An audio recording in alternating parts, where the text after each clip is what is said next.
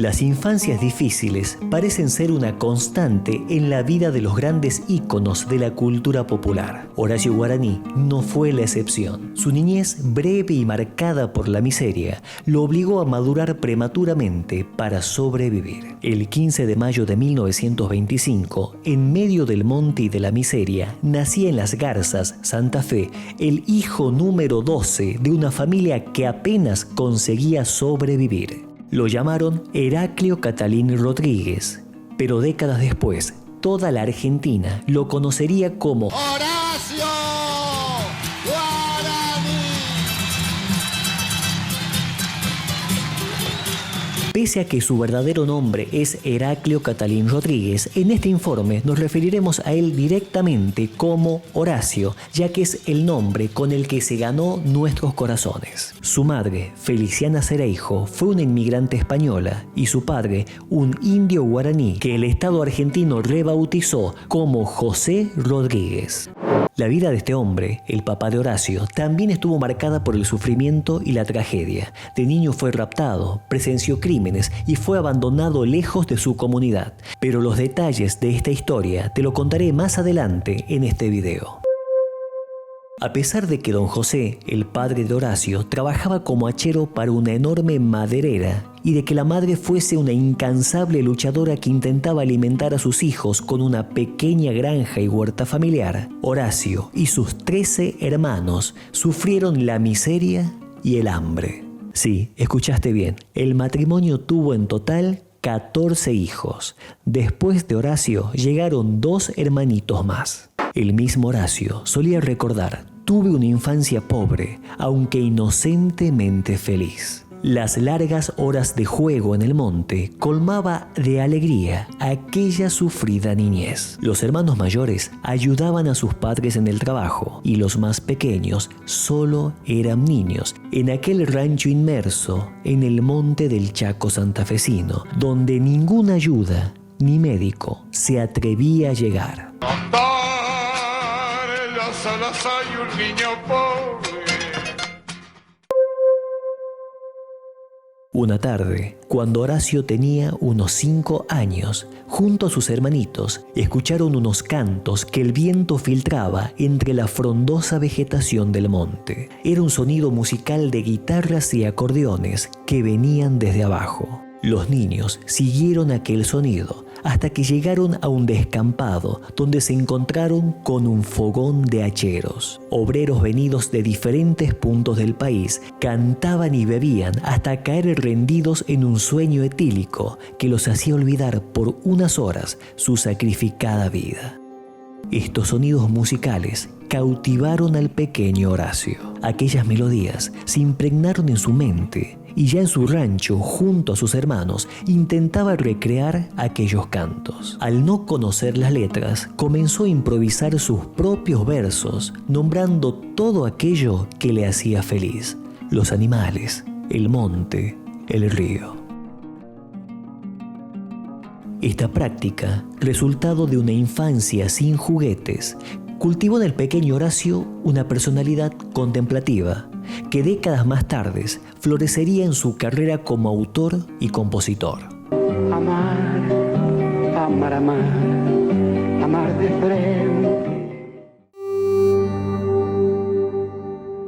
Si don José trabajaba, ¿por qué la familia vivía en tamaña miseria? Sucede que la empresa maderera que empleaba a los hacheros, que se llamaba La Forestal, fue una enorme multinacional de capitales ingleses que pagaba salarios mínimos, parte en efectivo y parte en vales de comida. Si bien el padre de Horacio era un hombre fuerte que se dejaba la vida en el monte hachando ese quebracho ajeno, también solía dejarse el salario en las tabernas del pueblo. El vino, el truco y la taba eran su perdición. Cada fin de semana regresaba a la casa ebrio, sin un peso y además acarreando deudas de tragos fiados y de juego. Todo se lo dejaba, ya que las tabernas y los almaceneros del pueblo no tenían problema en recibir vales de comida a cambio de bebidas alcohólicas. La madre de Horacio, luchadora incansable, intentaba hacerle frente a esta situación vendiendo parte de lo que su pequeña granja producía. Solía bajar al pueblo con canastas llenas de huevos caseros y costales con verduras para cambiarlos por otras mercaderías que necesitaba. Pero más de una vez regresó con las manos vacías porque el almacenero le tomaba aquellos productos como pago de las deudas de su marido. La situación ya era insostenible. Pese a esto, Horacio siempre recordó con cariño a su padre y hasta llegó a comprenderlo.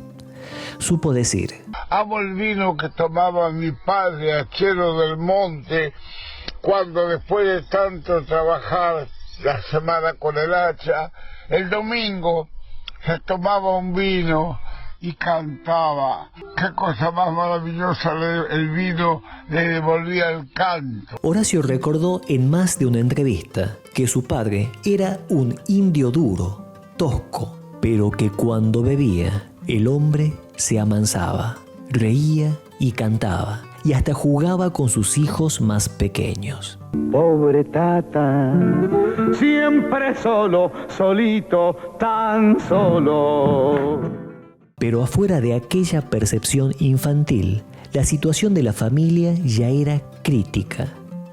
Y solo había dos opciones: quedarse inmerso en aquel monte para enfermar y morir de hambre, o salir de ese lugar en busca de un trabajo que le ofreciera un futuro mejor.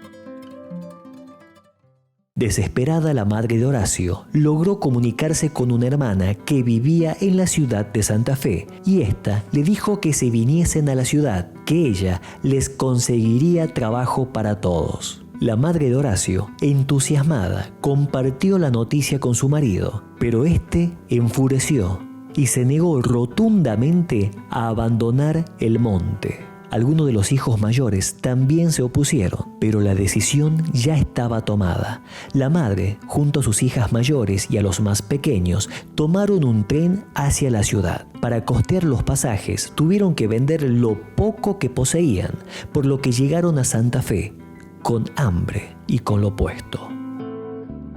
Horacio, con apenas 6 años, quedó impactado por las luces y la magnitud de la ciudad, pero no hubo tiempo para pasear ni para asombrarse. La tía que los recibió distribuyó a las mujeres en diferentes casas para que trabajasen como sirvientas, incluso a las hermanitas que apenas tenían 9 y 12 años. Y Horacio fue enviado a vivir con unos primos que eran dueños de un gran almacén en la localidad de Alto Verde. Allí trabajaría a cambio de comida, techo y escuela. Sin embargo, el techo no era el techo de la casa principal, sino el de un establo, donde le improvisaron un catre entre la escucha de los perros y los caballos. Los días y obligaciones del pequeño Horacio de apenas 7 años empezaban antes del amanecer. Debía recibir proveedores, preparar los caballos, limpiar y organizar el almacén. Inclusive tenía que despertar a sus primos con el desayuno listo. Un precio tal vez un poco caro para un techo y un catre entre animales.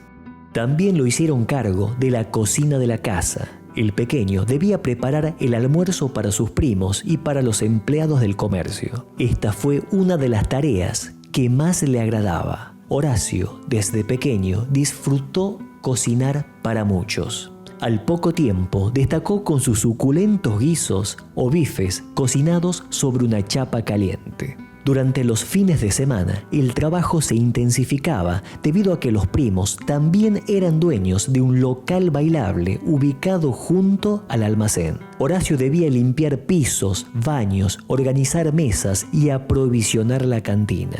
A pesar del agotamiento de trabajar hasta altas horas de la noche, disfrutaba de la música que sonaba por los parlantes, tangos, boleros y pasodobles, y los últimos discos de moda que llegaban desde Buenos Aires. En este local le tocó convivir con una realidad que lo marcaría para toda la vida. Mujeres que ejercían el oficio más viejo del mundo acudían a este baile en busca de clientes, y los primos, que no dejaban oportunidad sin explotar, comenzaron a alquilarles a estas mujeres habitaciones y catres para que atendiesen allí a sus clientes. Pero la demanda fue tal que hasta comenzaron a utilizar el catrecito donde dormía Horacio. El niño, por orden de sus primos, también tuvo que ocuparse de este particular negocio. Debía mantener las habitaciones limpias y asistir cualquier necesidad de estas mujeres, como traerles agua, conseguirles cigarros o alertar a los empleados del baile cuando algún cliente quería pasarse de vivo. En cierta manera, el pequeño Horacio también cuidaba de ellas, y las chicas, agradecidas, le tomaron muchísimo cariño y comenzaron a tratarlo con cierto afecto maternal, que de cierta manera llenaría aquel vacío que Horacio sentía al haber sido separado de su madre. Décadas después, Horacio le rendiría un homenaje a estas mujeres en su obra La Villerita, abordando su oficio desde la comprensión. La Villerita, rancho de lata, cartón y chapa, pinta sus labios. Si querés conocer en profundidad esta obra, tengo un video análisis de La Villerita en este canal. Desde muy niño, Horacio se vio obligado a enfrentar responsabilidades propias de un adulto. Las tareas que debía realizar truncaron su niñez, transformándolo en un pequeño hombrecito que no tuvo tiempo para jugar. Quienes conocieron a Horacio en su adultez supieron comentar que este era como un niño grande, bromista, juguetón y amoroso, como si intentara recuperar esa infancia perdida. Este espíritu quedó reflejada en anécdotas memorables, como aquella broma de los años 70, cuando engañó a sus amigos haciéndoles creer que de las cañerías de su casa de Buenos Aires salía vino que llegaba mediante tuberías desde una bodega mendocina. Una desopilante historia que te cuento al detalle en un video que te voy a dejar al final. Al principio de este informe te dije que te contaría también sobre la difícil vida del padre de Horacio. Resulta que cuando Horacio ya era un jovencito y aún se presentaba en las peñas de Buenos Aires bajo su propio nombre, Heraclio Rodríguez, su madre le confesó la verdad acerca de su ascendencia paterna. Su padre, José Rodríguez, como era conocido, no siempre llevó ese nombre. En realidad, el hombre era un indio guaraní que había nacido en el seno de esta comunidad originaria. Cuando era apenas un niño, unos cuatreros que arriaban ganado pasaron por su poblado y se lo llevaron. Nunca quedó en claro si fue raptado por estos hombres o si fue vendido por la misma comunidad. Pero la cuestión es que estos maleantes lo convirtieron en su peón. Durante una travesía en la que arriaban ganado por medio del monte, estos cuatreros se trenzaron en una fuerte pelea y uno terminó eliminando al otro. Un crimen que el pequeño presenció. Más adelante, el niño logró escapar y refugiarse en una comunidad italo-española en Santa Fe, donde fue acogido por distintas familias. En su adolescencia, conoció a una inmigrante española llamada Feliciana Cereijo. Se enamoraron y con el tiempo les urgió la necesidad de contraer matrimonio. Pero el hombre carecía de documentos, inclusive ni él se acordaba si poseía un apellido. El juez de paz, al ver la necesidad de estos jóvenes en contraer matrimonio, optó por expedirle un documento con una nueva identidad. Este juez, buena onda, por alguna razón le otorgó el nombre de José Rodríguez y los casó. De allí, los 14 hijos de este matrimonio, incluido Horacio, portarían ese apellido que nada tenía que ver con su linaje paterno. Horacio, o mejor dicho, Heraclio, al conocer esta historia, decidió honrar las raíces indígenas de su padre, adoptando el nombre artístico de Horacio Guaraní. Cuando alguien le señaló que guaraní estaba mal escrito porque debía llevar una I latina en lugar de una Y, Horacio le respondió con una sonrisa y le dijo: déjala ahí nomás, con la Y se ve más bonita la firma. Y te preguntarás de dónde sacó el nombre Horacio, porque bien podría haberse llamado Heraclio Guaraní o Catalín Guaraní. Bueno, esa parte de la historia te la cuento en la próxima entrega de Tugma Radio. Ahora me gustaría que me comentes si qué opinas sobre estas constantes infancias difíciles en las historias de los grandes artistas. Por ejemplo, Carlos Gardel, Julio Sosa, Alberto Olmedo, que fueron grandes figuras del espectáculo que también padecieron infancias complicadas. ¿Será que estas penurias en la niñez terminan forjando artistas y adultos maravillosos? Te leo en los comentarios. Mi nombre es Matías Ángel y te recomiendo ver este video donde te cuento la asombrosa historia de la casa de Horacio Guaraní, donde el vino salía de las canillas. Te mando un gran abrazo.